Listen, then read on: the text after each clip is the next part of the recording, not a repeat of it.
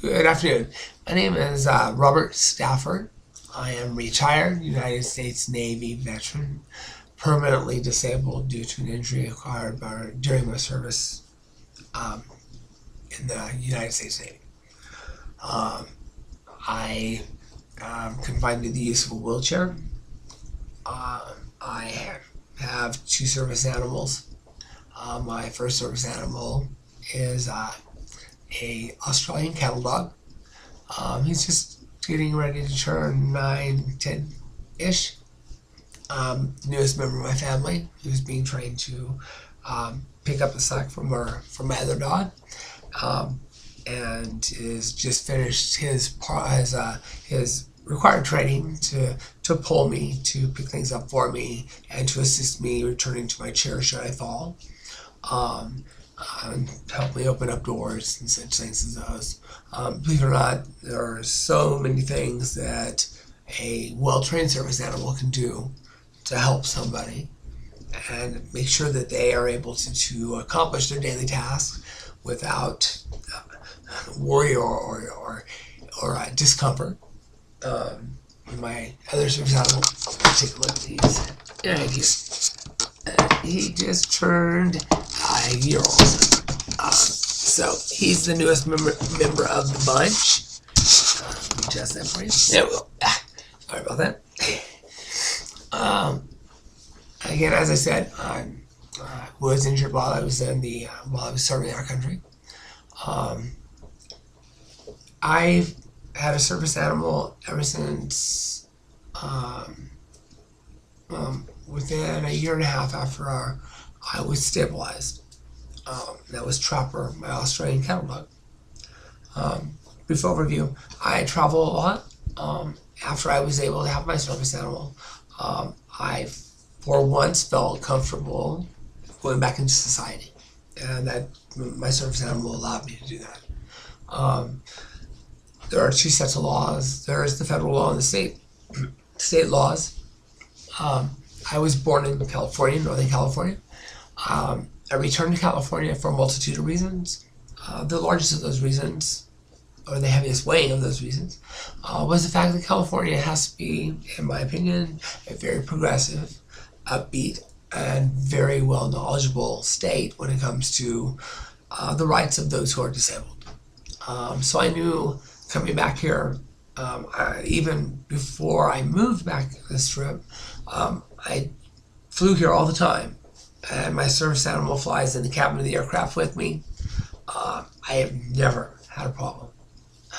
I've had some run-ins here and there, but a calm voice, a well-versed knowledge of what the state federal law is, where you're at, and you do fine most of the time.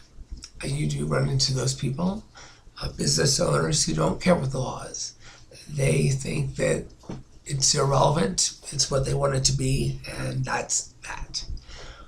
I have never had a situation where I've had to have the police call where a cop did not instantly know what the law was and not instantly inform the business owner that they had to allow me into their establishment. If they did not, that I could civilly sue them for everything. That's never been a task of mine. My task is to live, to enjoy my life, to do everything that everybody else does without fear of discrimination just because I use a service animal. My dogs are great. They love people. People love them. And the law is very specific. The law states a service animal is any animal trained in specific tasks as needed for the individual who uses that service animal. For myself, there's several tasks I'm trained for, but the basic ones and the most needed ones I use most frequently is retrieving items for me that I may drop going down the road, assisting me with the door, assisting me should I need to get back into my chair should something have happened, and pulling me.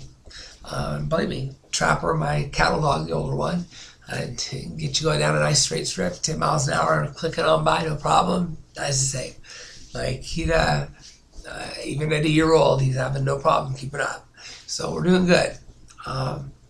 So typically I don't have a lot of problems with people, and if anything, I have more people who are more wanting to know about the dogs than anything else. Just for the fact that I put the dog down, the dog's down. You're not going to disturb my dogs. My dogs aren't going to listen to you. They're not going to come to you. They're not going to do tricks for you. They're going to pay attention to me. They're going to make sure that I am okay and I am safe. And they're going to go from there. So I'm not required to have any identification on my dogs. You can't ask me for any identification. You, by law, California state law and federal ADA law, Americans with Disabilities Act, you may ask me if I am disabled. I'm in a wheelchair. Smart one. Yeah, I'm disabled. Is the animal a service animal? If I say yes, that is the end of your comments. You cannot ask me what my disabilities are. You cannot ask me what my dog can do for me. I'm not going to put my dog on show for everybody. That's not what my dog's for. And it's really, to be honest, it's almost business what all the injuries are I sustained while defending our country and while serving our country. Just understand that I served our country voluntarily, wanting and willingly. All I have ever asked for after I got hurt was the common respect of everybody as I give everybody else. I'm not asking for special treatment. I'm not asking for anything like else. I'm asking you to recognize I respect you. I'm not going to be rude to you. Respect me with the same manner. When we finished dinner that night, we went over to a bar lounge, place called Tuscans Tiki Bar, just across from Dink's, where we had dinner. When I walked into the bar, placed an order for myself and my partner. Bartender went to get it. When he hands me the drinks, he informs me that I'm welcome to take my drinks and my dog to the outside, but I cannot stay inside the establishment. The direct, and my partner gave me this one, so I've got to give it out anyway. What he said, a great analogy to that would be if I was a black man and the establishment was a bus, and when I got on the bus and I paid my fare, and the driver looks at me and says, "Yeah, sir, you can stay on the bus, but you've got to go to the back of the bus." That's exactly what he did to me. He said, "I can stay at the establishment, but I've got to go outside on the patio." The law says my service animal can go anywhere I go or anywhere that is open to the public. And a service animal is not a pet. A service animal is likened to that of a human and henceforth granted all the rights as if another person. It's very simple. It's hard on somebody. It took me a long time to deal with the fact that my life had completely changed. Many years of therapy and working things through things. I'll be 100% honest, without my service animal and now my service animals, I don't know how quickly I would have recovered. Trapper, my first service animal, he's in the front room. He pushed me. He wanted me to go. He loved going places. He loved flying on the plane. He loved new cities. And, and we never had a problem, ever. And the little problems we had, by simply going I can always carry a card in my wallet. I've had them reproduced. It's a copy of the ADA, and it tells specifically what the law is. So they can read it for themselves. They don't have to take my word. They weren't listening. They didn't care. They did not want a dog in their bar, and they weren't going to have it.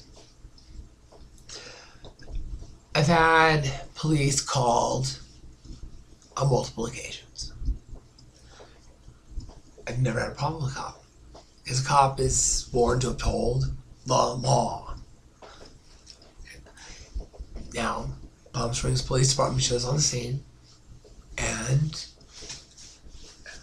instantly you knew that they were not going to give a crud about the law or uphold the law, other than make me a spectacle, to treat me with disrespect, to humiliate me, embarrass me, and drag me through the mud, to call me a liar. It just got bad. And it took me a while after this event to leave the house, even with my partner. It's a long road for somebody to redress their life when you go from on both feet to not being able to be on 2 feet, from being ultra active, climbing mountains, biking, hiking, you name it. I loved it. Before I got hurt, I was about 205 to 215. I had about a 56-inch chest, 55, about 20 to 22-inch arms. The time I was released and stabilized, I was to about 118, 120 pounds. I lost everything that I had built over the years, physique-wise. For years down the road, I've been able to put something back on. I'm back up to about 150.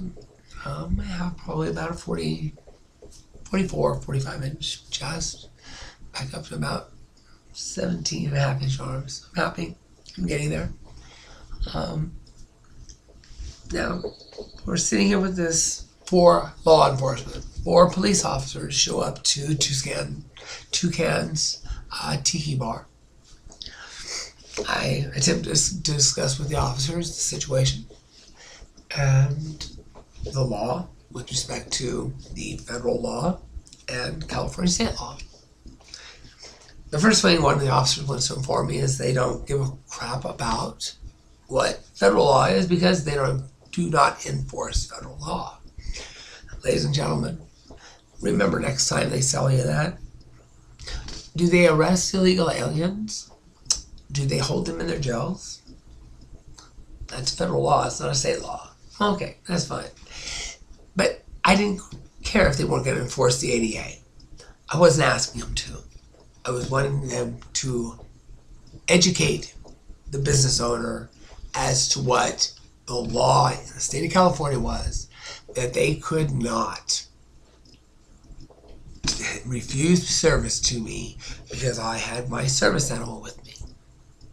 And no matter what they said from that point on is irrelevant, because the simplest fact is the start of the problem occurs when, because of my service animal, I am discriminated against. That's the simplest fact. Therefore, everything from there on is discrimination, is outright wanton discrimination. And it was callous.